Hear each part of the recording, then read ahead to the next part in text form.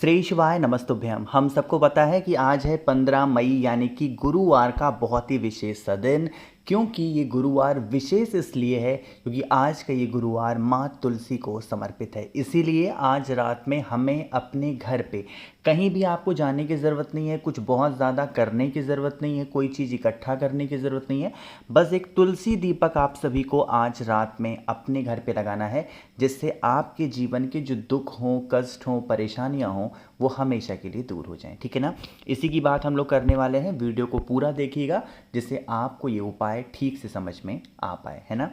देखो, सबसे पहले इस उपाय को करने के लिए हमें एक तुलसी माता के पत्ते की आवश्यकता पड़ेगी। एक चीज़ का विशेष ध्यान दीजिएगा, चाहे वो गुरुवार का दिन हो या फिर एकादशी का दिन हो, दोनों दिन माँ तुलसी को समर्पित होता है। इसीलिए ना तो गुरुवार के दिन और ना ही एकादशी के दिन तुलसी माता के किसी भी पत्ते को हाथ लगाया जाता है, यानी कि तोड़ना बिल्कुल भी नहीं है। आप कहोगे भैया तुलसी माता का पत्ता फिर हमें मिलेगा कहाँ पे? वही चीज़ आपको दोबारा से अपनाना है। मैंने जो चीज़ आपको बहुत बार समझाई है कि तुलसी माता का एक पत्ता जो तुलसी माता का पेड़ होगा उन्हीं के नीचे गिरा हुआ होगा, उसमें से कोई भी एक पत्ता ले लो, चाहे वो हरा हो, सूख चुका हो, इससे मतलब नहीं है, बट वो पत्ता तुलसी माता का होना चाहिए। ठीक है ना। चलो, इतनी बातें आ गई। अब दूसरे नंबर पे जो हमें चीज़ लेनी है वो लेनी है हल्दी। तो बस एक छोटी सी हल्दी की बिंदी, चाहे गीली हल्दी ले लो, सूखी हल्दी ले लो, उसको तुलसी माता के पत्ते पे लगा देना है। ठीक है ना। लगाने के बाद में जो तीसरा सबसे बड़ा काम करना है वो अब हमें जलाना होगा इस प्रकार से दिया, है ना।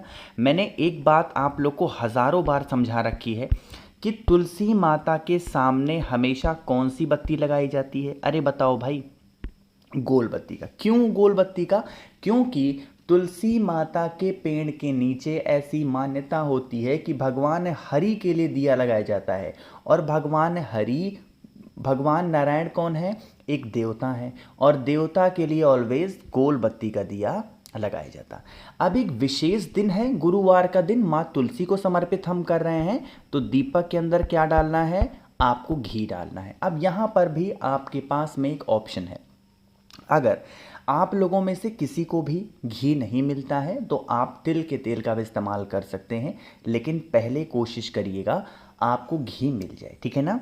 अब गोल बत्ती का तो दिया लगाना है, लेकिन लगाना कहाँ पे है? आपको लगाना है तुलसी माता के पेड़ के नीचे।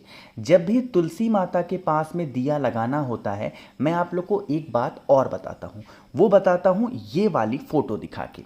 जैसे किसी ने यहाँ पर दीप प्रज्वलित किया है, लेकिन उन्होंने गलती क्या की है? बिल्कुल तुलसी माता के जड़ के पास में दिया लगाया है। यह एक गलत तरीका है और इससे आपको दोष लगता है। ठीक है ना। तभी आप कहते हो भैया हम तो बहुत सारे दिए लगाते हैं, हम तो बहुत सारे उपाय करते हैं, हमको कोई फ़ायदा ही नहीं होता। कैसे फ़ायदा होगा जब आप दीपक ही बिल्कुल गलत जगह लगा रहे हो?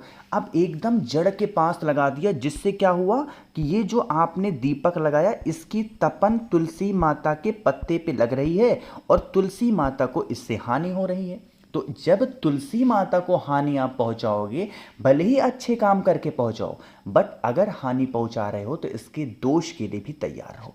इसीलिए मैं हमेशा कहता हूं, चाहे मिट्टी का गमला हो, प्लास्टिक का गमला हो, जो नीचे जमीन पे लगाया है, जब दीप लगाओगे थोड़ी सी दूरी पे दीपक को लगाना चाहिए। ठीक है ना। अब इतनी भी दूरी पे नहीं, मतलब थोड़ी सी दूरी पे, ज़्यादा नहीं, मतलब इतनी दूरी पे। ठीक। अब दीपक तो यहाँ पे हो गया। दीपक के नीचे हमें लगाना क्या है? आपको एक चुटकी हल्दी दोबारा से दीपक के नीचे रखनी है और फिर आप सभी लोगों को इस दीपक को प्रज्वलित करना है, मतलब इस दीपक को जलाना है। जब हम तुलसी माता के पेड़ के नीचे दीपक कभी भी प्रज्वलित करते हैं तो किसका ध्यान करते हैं? अरे बताओ भाई, ओम नमो भगवते वासुदेवाय, भगवान नारायण का ही तो ध्यान करके दिया लगाते हो, तो ये दीपक लगाना। अब बारी आती है कि भैया जो तुलसी माता के पत्ते पे हमने हल्दी लगाई थी उसका क्या करना है? जब आप यह दीप प्रज्वलित कर दें, दीपक जब बुझ जाए, यानी कि दीपक जब ठंडा हो जाए, तब अपनी जीवन के जो भी कष्ट हों उन कष्टों का ध्यान करते हुए वही तुलसी माता का पत्ता जिस पर आपने हल्दी लगाया है वो तुलसी माता के जड़ के नीचे मात्र रख देने से हमारे घर में जितने भी प्रकार की प्रॉब्लम्स होती हैं, समस्याएं होती हैं, उनसे हमें छुटकारा बहुत जल्दी मिलता है। ठीक है ना, करिएगा ज़रूर। तो पहला उपाय आप लोग को समझ में आ गया होगा। आगे बढ़ते हैं अब इस वीडियो के हम लोग अपने दूसरे उपाय की तरफ। और ये उपाय बहुत आसान है और बहुत स्पेशल उपाय है और हम इस उपाय को करने वाले हैं अपने घर की लड़ाई को दूर करने के लिए। ठीक है ना, आज के टाइम पे ना एक कॉमन सी चीज़ें हो गई हैं ना कि हर इंसान एक दूसरे पे चिल्ला देता है। चिल्लाने के पीछे का रीज़न ये होता है एटीट्यूड, मतलब एक तरीके का घमंड अंदर आ जाता है इंसान के ना, तो इंसान अपने आप को पराक्रमी दिखाने के चक्कर में अपने घर वालों के ही ऊपर चिल्लाता है, जिससे लड़ाई झगड़े बढ़ते हैं।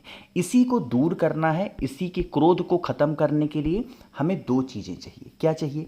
एक तो आप लोगों को हल्दी चाहिए, ठीक है ना, और हाँ, खड़ी हल्दी नहीं, आपको ऐसे पिसी हल्दी चाहिए। पिसी हल्दी के बाद में हमें दूसरी नंबर की जो चीज़ लेनी होगी वो है कुमकुम। ध्यान रखिएगा, हमें यहाँ सिंदूर की आवश्यकता नहीं है, हमें यहाँ लाल चंदन की आवश्यकता नहीं है, हमें यहाँ कुमकुम लेना है। और सभी महिलाओं के पास में कुमकुम तो होता ही होता है ना, तो कुमकुम लेना।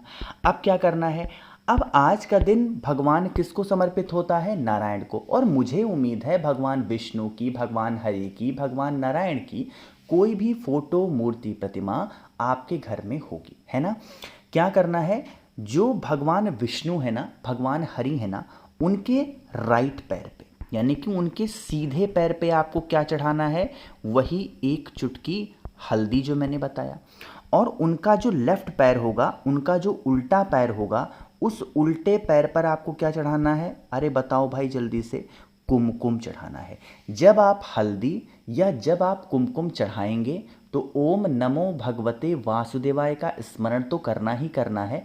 जब चढ़ा चुकना, हाथ जोड़ करके विनती करना, हे भगवान नारायण, हे भगवान हरि, हमारे घर में इस प्रकार से लड़ाई झगड़े होते हैं, मारपीट होती है, घर में लोग क्रोध करते हैं, आप हमारे घर से इन सभी प्रकार के क्रोधों को दूर करें, हमारे घर में सुख, शांति एवं समृद्धि का वास हमेशा बना रहे। कुछ इस प्रकार से प्रार्थना अगर आप करते हैं तो इससे आपके घर में कभी भी लड़ाई झगड़े नहीं होंगे, कभी क्लेश नहीं होगा और पूरी फैमिली, पूरा परिवार आपका खुश रहेगा। ठीक है ना, करिएगा।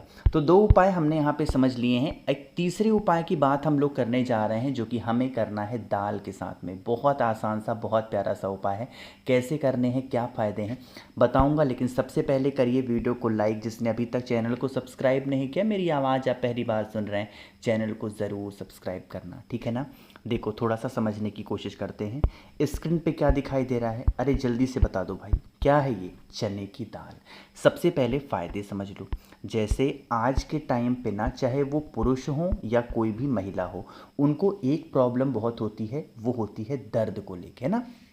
जैसे किसी के कमर में दर्द है, घुटनों में दर्द है, सर में दर्द रहता है, मतलब ये प्रॉपर दवा खाते रहते हो दर्द का ना, मतलब उससे कोई राहत नहीं मिलती है।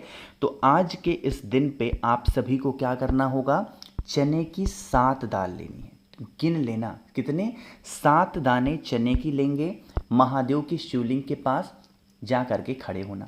जल चढ़ाओ ना चढ़ाओ ये आपके ऊपर डिपेंड करता है, बट जो महादेव का शिवलिंग आप पे घर पे हो वहीं पे जाना।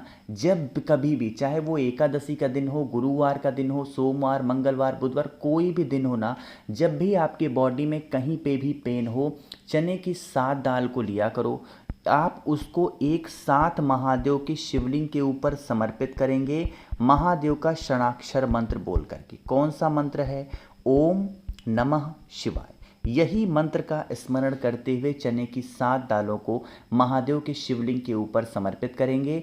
और समर्पित करने के बाद में आप वही 7 चने की दाल को भोले शंकर से औषधि मांग करके अगर खा लेते हैं ओम नमः शिवाय बोल करके, तो आपके शरीर के जो दर्द होंगे वो धीरे धीरे खत्म ज़रूर हो जाएंगे।